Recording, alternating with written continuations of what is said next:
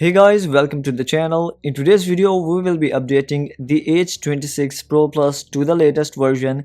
If you go to the settings as of now, currently it is running the version 1.00.69, which was released on the 30th of October according to the watchOS version. In this video, we'll be updating it to the version 1.00.71, which has improved the 24-bit color accuracy according to the changelog. Before we continue this video, I would really appreciate if you can hit the subscribe button and help in growing this account, and also turn on the notifications.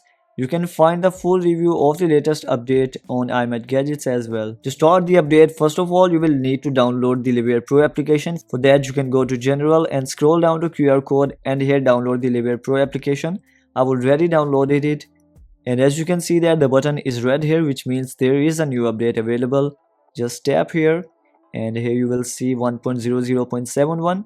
While updating, make sure that your smartwatch is at least 30 to 40% charged and your smartphone is also charged, so that either of the device does not go off while updating the watch, as it can break the software. So make sure that you are connected to a good internet connection. After that, tap on update now. As of now, it's showing the file size to be around 17 megabytes.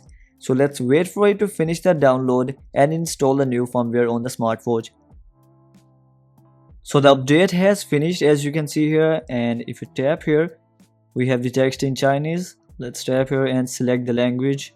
So we have English all the way up, and now we are on the latest version. So if you go back, you will see that now the firmware upgrade button has turned grey, which means there is no new update available. Thankfully, we did not face any issue this time.